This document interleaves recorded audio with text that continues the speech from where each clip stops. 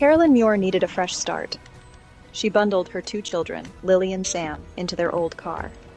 They were headed for Gull Cottage, a charming but neglected house on the rugged Cornish coast. Carolyn had bought it for a song, hoping the salty air and quiet life would mend their broken hearts. Little did she know, Gull Cottage held a secret. A resident ghost, Captain Daniel Gregg, had haunted the house for centuries. He was a gruff, solitary figure, trapped in his spectral existence. He kept his distance, observing the family with a mixture of curiosity and melancholy. Carolyn, with her infectious laughter and warm spirit, intrigued him. He found himself drawn to the sounds of their laughter. He was captivated by the way she brought the old house back to life. He lingered on the edges of their lives, unseen, unheard, yet increasingly present. He was a shadow yearning for the light. At first, Daniel kept to the shadows. He rattled chains, moaned in the chimney, and blew out candles, typical ghost behavior.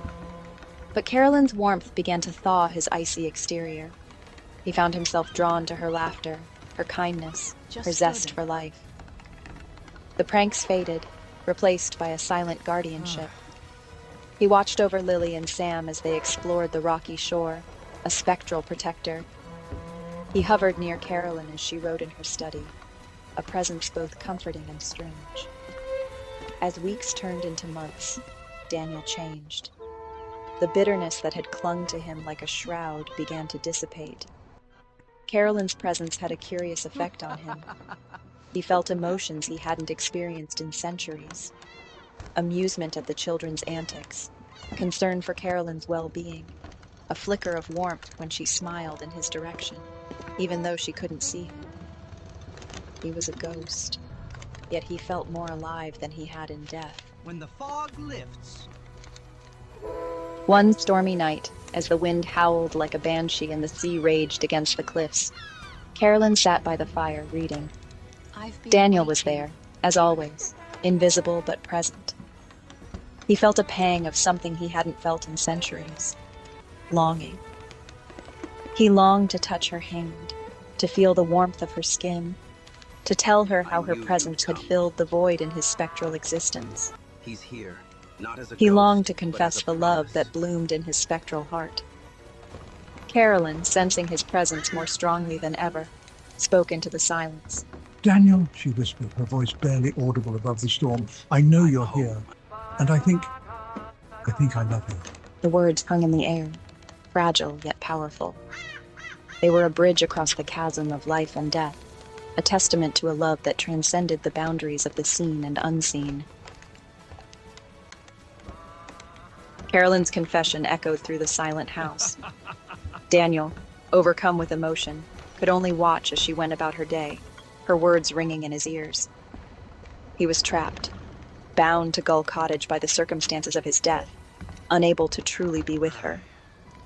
The realization was a fresh torment. He watched as Carolyn's heart ached for him, a love she couldn't fully embrace. Determined to break the chains of his spectral existence, Carolyn began to research. She scoured dusty libraries and antique shops, poring over ancient texts and forgotten lore. She sought a way to bring Daniel back, to make him flesh and blood, to allow their love to exist not just between realms, but in the tangible world.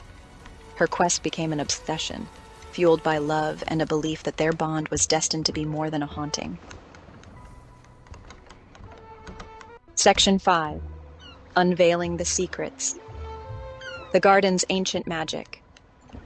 Her search led her to the overgrown garden behind Gull Cottage. An ancient energy thrummed beneath the weeds and tangled vines. Guided by intuition, Carolyn began to clear the debris.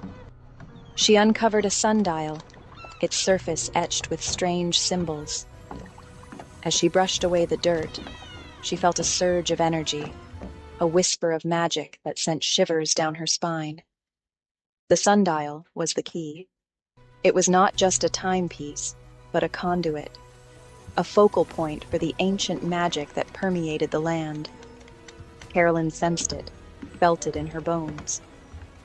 She discovered a hidden compartment within the sundial's base, revealing a roll of parchment. It contained a spell, a ritual, a way to bridge the gap between the spectral and the tangible. Section 6. A Wedding. Blessed by Time. Embracing mortality. The ritual was ancient, complex, dangerous. It required a willing spirit and a heart full of love. On the night of the summer solstice, as the sun bathed the garden in a golden glow, Carolyn performed the ritual. The air crackled with energy. The symbols on the sundial glowed with an ethereal light.